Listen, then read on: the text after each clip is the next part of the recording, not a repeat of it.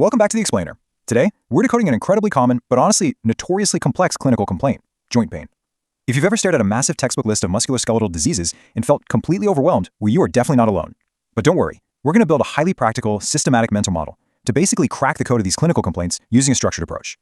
So, the really big question we face is this: how do we evaluate joint pain without getting completely lost in that massive differential diagnosis? Because it seems like there are hundreds of possibilities, right? Everything from simple muscle strains all the way up to complex systemic autoimmune diseases. But here is the secret: we can solve this by thinking like a clinical detective. Instead of memorizing endless lists of symptoms, we're going to use a structured branching flowchart to narrow down our suspects step by step. Here's our roadmap for today. First, the joint pain dilemma. Then, arthralgia versus arthritis. Third, the joint pain timeline. Fourth, inflammatory versus mechanical pain. And finally, decoding polyarthritis. Let's jump right in. Section 1. The joint pain dilemma. Articular versus periarticular. Okay, so this is our very first fork in the diagnostic road. Before we even think about specific diseases, we literally have to figure out exactly where the pain is coming from. Articular complaints, meaning true joint issues that involve the bone, cartilage, or synovium, well, those typically present as a deep, diffuse pain. Crucially, it hurts on both active and passive movement in multiple planes of motion. Conversely, periarticular pain involves the surrounding structures, things like tendons or bursae. This kind of pain is highly localized. It usually only hurts during active movement and really only in a few specific planes. So a careful physical exam instantly tells us which path we're on. Section 2. Arthralgia versus arthritis. Is there actual inflammation? Assuming we are dealing with a true articular issue, the absolutely crucial point here is making the distinction between these two terms, because they are constantly mistaken for one another. Listen, arthralgia literally just means joint pain. It's a totally subjective symptom without significant objective swelling. Arthritis, on the other hand, that means true joint inflammation. You're going to see objective physical signs: swelling, redness, warmth, profound stiffness, and a noticeably reduced range of motion. Think of it this way: arthralgia is what the patient feels. Arthritis is what you, the clinician, can objectively confirm. When we're dealing with pure arthralgia, we look at a pre-specific set of culprits. These include simple joint sprains or strains, overuse injuries from sports or repetitive work, or even certain viral infections. We also see it in systemic illnesses, things like fibromyalgia or early systemic lupus erythematosus. Just keep in mind, arthralgia can sometimes act as an early warning sign, a precursor that actually precedes the development of full-blown arthritis. Section 3. The joint pain timeline. Exactly how long has this been happening? Just asking how long has this been happening is an incredibly powerful diagnostic tool because it instantly alters your entire list of suspects. We break the timeline down into 3 specific buckets: acute, which is sudden onset pain lasting less than 6 weeks; subacute, kind of the gray area between 6 weeks and 3 months; and chronic, which is pain that persists for more than 3 months. You really want to memorize these cutoffs because they absolutely dictate your next clinical move. Let's look at acute pain first. If a patient comes in with severe pain that started just days or maybe a couple of weeks ago, we must think about traumatic injuries, acute bursitis, or highly destructive processes. The 2 massive red flags here: infections, like septic arthritis, and crystal-induced attacks, such as gout or pseudogout. Acute presentations like these demand prompt and sometimes emergency evaluation to prevent permanent, rapid joint damage. Now, contrast that with the chronic causes. If the pain has lingered for more than 3 months, our flowchart points us toward entirely different diseases. Here, we're looking at chronic inflammatory conditions like rheumatoid arthritis, SLE, or psoriatic arthritis. We're also looking at mechanical wear and tear diseases like osteoarthritis, or persistent unresolved injuries. These chronic conditions, they just tend to linger and slowly impact the patient's daily life over months and even years. Moving to Section 4. Inflammatory versus mechanical pain. What is the underlying mechanism?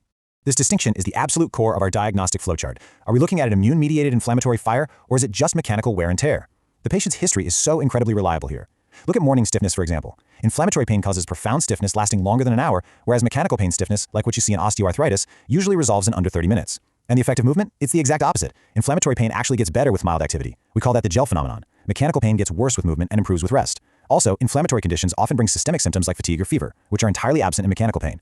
Let's move to the objective data and see how this builds. On a physical exam, an inflammatory joint is swollen, red, warm, and tender. A mechanical joint, though, is typically cool and might have hard, bony enlargements like Heberden's nodes. And when we run labs, the inflammatory profile just lights up. We see raised markers like ESR and CRP, and possibly positive autoantibodies like rheumatoid factor. In mechanical disease, these inflammatory markers are completely normal. It's just a beautifully clean clinical division.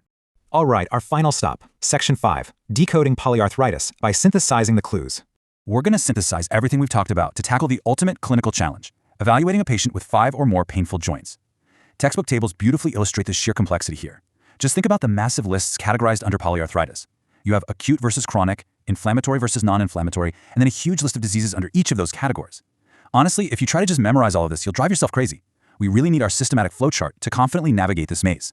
So the crucial point is to follow these 4 sequential steps to build an etiological diagnosis for polyarthritis. First, establish the chronology. Is it acute or chronic? Second, look for features of inflammation so you can separate inflammatory from mechanical causes. Third, map out the precise joint distribution. And fourth, hunt for extra-articular manifestations. If you follow these 4 steps, the diagnosis will practically reveal itself.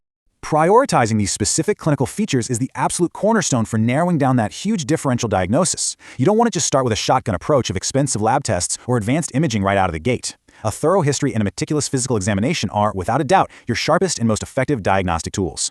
Okay, let's dive a little deeper into step 3, joint distribution. The specific pattern of which joints are actually targeted. It acts exactly like a disease fingerprint. Rheumatoid arthritis, for instance, is classically symmetrical and it loves the small joints of the hands, specifically the PIP and MCP joints, while notoriously sparing the very ends of the fingers, the DIP joints. Osteoarthritis, conversely, frequently hits those DIP joints and it targets large weight-bearing joints like the hips and knees. Meanwhile, things like spondyloarthropathies and gout tend to be notably asymmetrical. And finally, step 4, extra-articular manifestations. You have to look beyond the joints. Often, the definitive clue to the puzzle is hiding somewhere else entirely. A malar rash or oral ulcers, that screams lupus. Nail pitting or a scaly skin rash firmly points to psoriatic arthritis. A recent gastrointestinal infection paired with red inflamed eyes strongly suggests reactive arthritis. And finding enthesitis, which is inflammation where tendons insert into bone, or finding a sausage-like swelling of a whole finger called dactylitis, that strongly points toward the spondyloarthropathies. And this brings us full circle to a pretty brilliant quote from Harrison's: "The musculoskeletal evaluation must discriminate the anatomic origins of the patient's complaint." This is really the core philosophy of our explainer today. Precise categorization, deciding between articular versus periarticular, arthralgia versus arthritis, inflammatory versus mechanical, and acute versus chronic. That is the absolute key to an accurate diagnosis and ultimately effective treatment. We've covered a lot of ground today, transforming a chaotic list of textbook symptoms into a highly structured, logical flowchart. So, I want to leave you with this thought. Armed with this new, incredibly powerful mental model, how will you approach the very next patient who walks in and simply says, "My joints hurt"? Which path of the flowchart will you walk down first? Thanks so much for joining me on The Explainer. Keep learning, stay focused, and I'll see you next time.